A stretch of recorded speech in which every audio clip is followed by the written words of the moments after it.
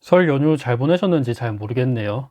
이제 내일이면 다시 우리나라 증시도 시작을 하는데 다행히도 저희가 쉴 때 유럽이랑 미국장이 상당히 좋은 모습을 보였습니다. 다행스럽게도 저번에 말씀드렸다시피 나스닥이 마이너스 15%에서 딱 반등을 해줬거든요. 일단 그거는 참 다행이라고 생각을 하고 있고, 보시면 여기 나와 있는 빨간색이 나스닥 차트이고 파란색은 S&P 그리고 노란색은 빅스 지수거든요. 나스닥이 고점에서 거의 마이너스 15%까지 떨어졌다가 지금 다시금 반등을 했습니다.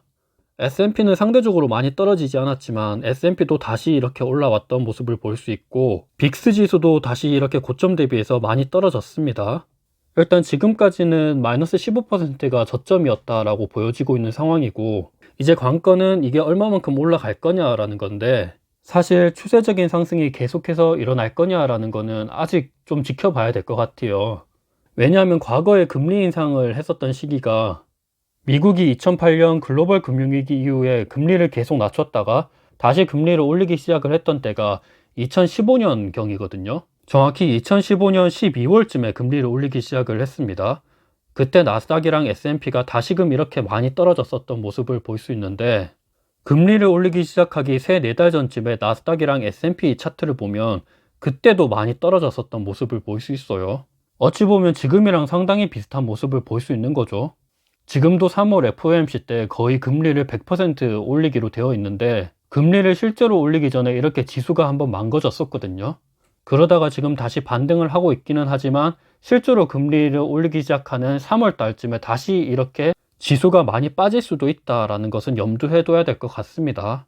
그리고 더 중요하게 보셔야 될 거는, 막상 금리를 올리기 시작을 했을 때가 금리를 실제로 올리기 전보다 더 많이 빠졌다라는 겁니다. 그래서 다행히도 지금은 이렇게 떨어졌다가 올라오기는 했지만, 실제로 3월 달에 금리를 올리기 시작을 한다 그러면 그때는 이때의 저점보다 조금 더 떨어질 가능성도 있다라는 것을 염두에 둘 필요는 있을 것 같아요. 저번 주에 거의 15%를 찍고 엄청나게 반등을 많이 했는데, 이거는 이번 주에 어떤 섹터들이 많이 올랐나를 볼 수 있는 차트거든요. 보시면 마이크로소프트가 거의 7%, 구글도 8%, 아마존 8%, 애플은 9% 올랐습니다. 엔비디아도 많이 올랐고, 비자랑 마스터카드는 거의 15%가 올랐어요. 근데 특징적으로 보셔야 될 거는 테슬라는 1%밖에 못 올랐어요. 개인적으로는 테슬라가 진짜 좋은 기업이기는 하지만 아직 보여줘야 할 부분이 상당히 많다라고 생각을 하고 있습니다. 이거는 글로벌 자동차 기업들의 시가총액 순위별로 나타낸 건데, 1등은 당연히 테슬라고, 2등은 도요타, 3등은 포드, 4등은 GM, 5등은 스텔라죠. 테슬라가 보시면 PER이 190이 됩니다. 그 다음 높은 게 페라리 정도가 되는데, 테슬라는 진짜 이 PER 190이 인정이 되려 그러면 연평균 성장률이 최소한 190%는 돼야 된다라는 의미거든요. 테슬라의 최근 EPS 흐름을 보면 2020년도부터 이렇게 흑자 전환을 하기 시작을 했고, 진짜 특히 작년에 엄청나게 가파른 성장을 했거든요. 거의 순이익 기준으로 180% 성장을 했고, 또 이번에 나온 실적이 엄청나게 어닝 서프라이즈가 나오면서 작년 4분기 실적이 순이익 기준으로 760%가 성장을 했다라고 합니다. 물론 지금까지는 충분히 잘하고 있는데 포드나 아니면 GM 그리고 여러 가지 글로벌 새로운 기업들도 많이 나타나고 있거든요. 그런 점에서 연평균 200% 정도의 성장을 충분히 보여줄 수 있을까? 요거에 대한 부분은 계속해서 한번 봐야 될 것 같다고 생각을 하고 있습니다. 물론 테슬라의 성장 속도가 엄청나게 빠르고 있기는 하지만 이미 어느 정도 성장 반열에 오른 애플 같은 경우도 지금 가파르게 계속 성장하고 있거든요. 근데 애플의 멀티플과 비교했을 때는 테슬라는 아직까지 계속 증명해줘야 되는 부분이 많다라는 점에 있어서 한번 실적이 꺾이기 시작을 하면 진짜 그때는 급락이 나올 가능성이 크다고 생각을 하고 있습니다.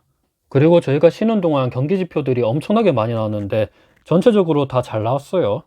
얘기했듯이 경기 사이클이 붕괴될 거라는 흐름도 보이지 않고, 제레미 그랜섬이 말했듯이 45%까지 급락이 이루어질 거라는 분위기는 지금은 전혀 안 드는 상황입니다.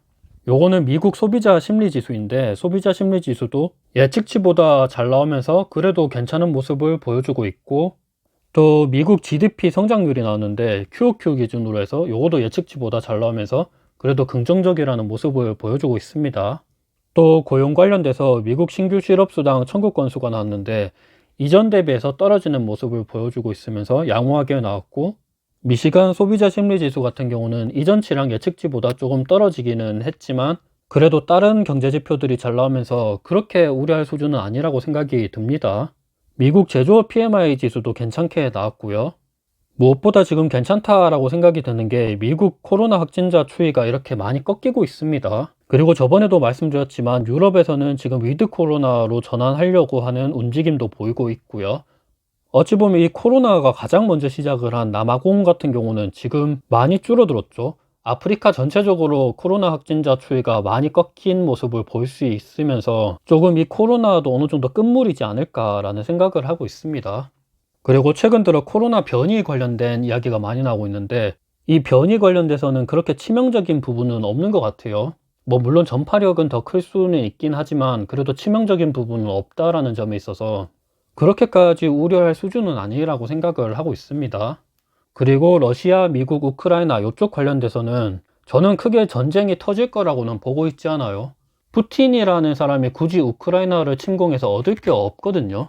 그냥 적당하게 외교적인 합의를 보고 나토를 가입을 안 하게 하거나 아니면 그거에 대한 유예 시간을 좀 주던지 이런 식으로 끝나지 않을까라고 생각을 하고 있습니다.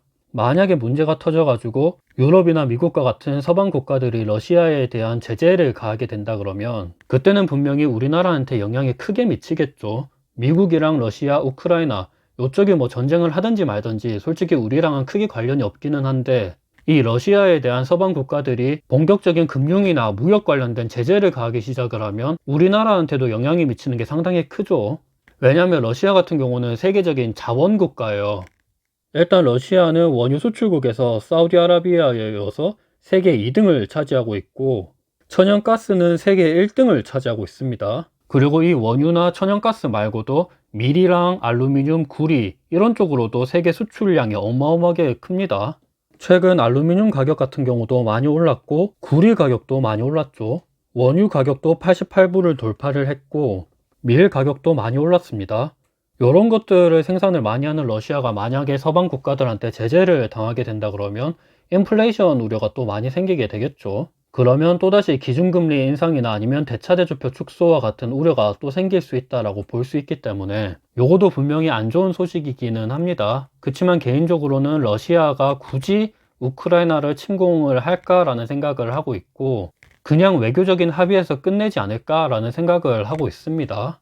그리고 만약에 이런 전쟁 우려가 진짜 현실화 된다 그러면 유럽 시장부터 먼저 망가져야 되거든요. 근데 유로스탁스 같은 경우도 지금 그렇게까지 망가진 모습이 보여지고 있지 않고 영국의 푸치 지수도 지금 괜찮은 모습을 보여주고 있고 프랑스의 까크 지수도 마찬가지입니다. 독일의 닥스 지수도 양호한 모습을 보여주고 있으니까 요즘에 언론에서 자꾸 이 전쟁 관련돼서 투자자들의 공포심을 자꾸 유발하는데 저희는 이런 쪽에 너무 현혹이 되지 말아야 된다고 생각을 하고 있습니다. 그리고 저번에 경기 사이클이 붕괴된다 그러면 분명히 무슨 시그널이 나타난다라고 말씀을 드렸었거든요. 저번에 말씀드렸던 거는 그중에 부동산 시장이랑 채권 시장에 대해서 그 시그널이 나타난다라는 거였는데 그쪽에서는 별다른 시그널이 안 나타난다라고 말씀을 드렸죠. 오늘은 고용 부분에 대해서 한번 볼 건데 고용적인 면에서도 지금 그런 시그널이 보여지고 있지 않아요. 2008년 글로벌 금융위기랑 2020년 코로나 때를 보시면 이런 경제 위기가 찾아올 때쯤을 보면 고용이 이렇게 많이 줄어드는 모습을 볼 수 있어요. 경기가 수축 국면에서 확장 국면으로 갈 때 이렇게 고용이 늘어나다가 경기가 정점에 도달한다 싶을 때쯤은 이렇게 좀 누그러드는 모습을 볼 수 있거든요. 그러다가 경제 위기가 본격적으로 터지게 되면 이 고용이 확 줄어드는 모습을 볼 수 있습니다. 이번에 코로나 때도 마찬가지인 모습을 볼 수 있었고요. 근데 지금 같은 경우는 이 고용도 계속해서 늘어나고 있고 지금 줄어드는 모습은 보이고 있지가 않죠. 요거는 신규 실업수당 청구 건수랑 실업률을 나타내는 건데 실업률이랑 신규 실업수당 청구 건수도 계속해서 떨어지는 모습을 볼 수 있습니다. 요거는 경제활동 참가율인데 요것도 계속해서 늘어나는 모습을 볼 수 있죠.